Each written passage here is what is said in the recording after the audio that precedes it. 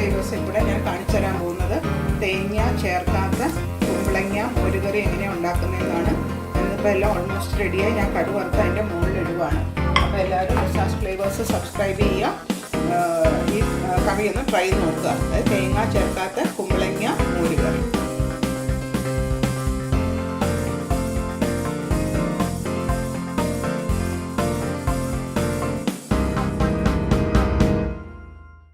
ഇന്ന് തേങ്ങ ചേർക്കാത്ത ഒരു കുമ്പളങ്ങ മോരുകറി എങ്ങനെയാണ് ഉണ്ടാക്കുന്നതെന്നാണ് ഞാൻ കാണിച്ചു തരാൻ പോകുന്നത്. അപ്പോൾ ഞാനൊരു കുമ്പളങ്ങ ചെറുതായിട്ട് കുറച്ച് മീഡിയം സൈസായിട്ട് മുറിച്ച് വെച്ചിട്ടുണ്ട്. പിന്നെ അതിനകത്തോട്ട് ഒരു 5-6 പച്ചമുളക് കീറിയിട്ടിട്ടുണ്ട്. ഒരു 4 അല്ലി വെളുത്തുള്ളി ചെറുതായിട്ട് അരിഞ്ഞിട്ടിട്ടുണ്ട്. ഒരു ചെറിയ കഷ്ണം ഇഞ്ചിയും ചെറുതായിട്ട് അരിഞ്ഞ് ഇട്ടിട്ടുണ്ട്. നമ്മൾ കുറച്ച് വെള്ളം ഒഴിച്ചാൽ മതി. അതായത് നമ്മളിതിനകത്ത് തേങ്ങ അരയ്ക്കാത്തതുകൊണ്ട് മോരുടച്ച് ചേർക്കുമ്പോൾ ഒത്തിരി നീണ്ടു പോകാൻ പാടില്ല. അതുകൊണ്ട് കുറച്ച് വെള്ളം ഒഴിച്ച് ഇനി ഇതിനകത്ത് ഉപ്പ്, കറിക്ക് ആവശ്യത്തിനുള്ള ഉപ്പ്, പിന്നെ ഒരു 1/2 ടീസ്പൂൺ മഞ്ഞൾപ്പൊടി, ഇതെല്ലാം കൂടെ ഇട്ടിട്ട് നമുക്ക് ഇതൊന്ന് ഇളക്കിയെടുക്കാം. ഇത് ഇളക്കി ഇതൊന്ന് മൂടി വെച്ചിട്ട് വേവിച്ചെടുക്കണം. അത് തേങ്ങ ചേർക്കാത്ത കുമ്പളങ്ങ മോരുകറി എങ്ങനെയാണ് ഉണ്ടാക്കുന്നതെന്നാണ് ഞാൻ കാണിച്ചു തരുന്നത്. അപ്പം പച്ചമുളകും കുമ്പളങ്ങയും ഇഞ്ചിയും വെളുത്തുള്ളിയും മഞ്ഞൾപ്പൊടിയും ഉപ്പും ഇതിട്ടിട്ട് നമുക്ക് കുമ്പളങ്ങ ഒന്ന് വേവിച്ചെടുക്കാം. ഞാൻ ഇനി ഇതിപ്പോൾ ഒന്ന് മൂടി വെച്ച് വേവിക്കാൻ പോവാം. ഇപ്പോൾ ഒരു 5-10 മിനിറ്റ് കഴിഞ്ഞു. ഞാൻ അടുപ്പൊന്ന് തുറന്ന് നോക്കുക. വെള്ളമൊക്കെ വറ്റി നമ്മുടെ കുമ്പളങ്ങയും വെളുത്തുള്ളിയും ഇഞ്ചിയും പച്ചമുളകും എല്ലാം നന്നായിട്ട് വെന്തിട്ടുണ്ട്. വെള്ളമെല്ലാം വറ്റി വന്നിട്ടുണ്ട്.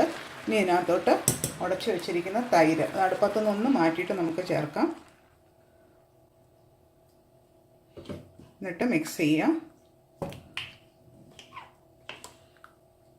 അപ്പോൾ എത്രയും തിക്നെസ്സിന് വേണോ അത്രയും എടുത്താൽ മതി. ഇനി ഈ മോരിൽ കിടന്ന് ഒന്നും കൂടി ഇതൊന്ന് കുക്കാവണം.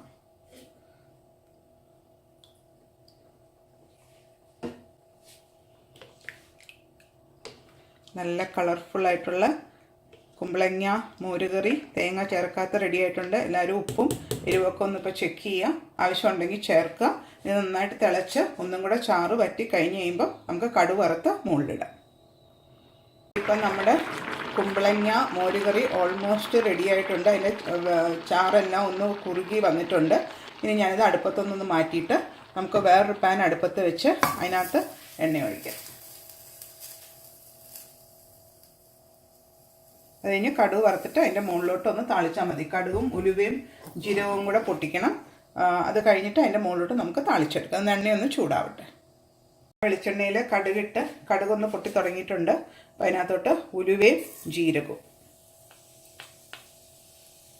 ഇനി ഇതും പൊട്ടിയൊന്ന് മൂത്ത് കഴിയുമ്പോഴത്തേക്കും ചെറുതായിട്ട് അരിഞ്ഞ് വെച്ച സവാള ഒരു 10 സവാളയല്ല ചെറിയ ഉള്ളി ഒരു 10 ചെറിയ ഉള്ളി ഞാൻ എടുത്തിട്ടുണ്ട്.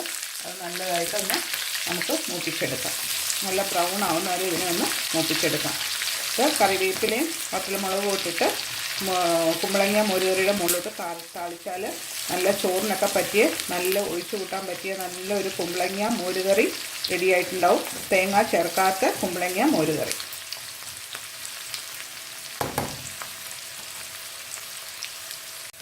ചുവന്നുള്ളിയും ജീരകവും കടുകും ഉലുവയും എല്ലാം നല്ല മൂത്ത് വന്നിട്ടുണ്ട്. ഇനി ഇതിനകത്തോട്ട് വറ്റൽമുളകും കറിവേപ്പിലയും ഇതിട്ടിട്ട് ഇനി ഇത് കറിയുടെ മുകളിലോട്ടൊന്ന് ഒഴിച്ചാൽ മാത്രം മതി. അടുപ്പത്തു നിന്നങ്ങ് മാറ്റണം. അതല്ലെങ്കിൽ ആ വറ്റൽമുളകൊക്കെ നമുക്ക് കരിഞ്ഞു പോകും.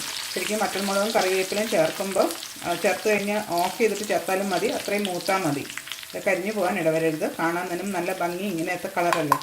ഞാൻ അതിൻ്റെ മുകളിലോട്ടൊന്ന് ഒഴിക്കാൻ പോവാണേ.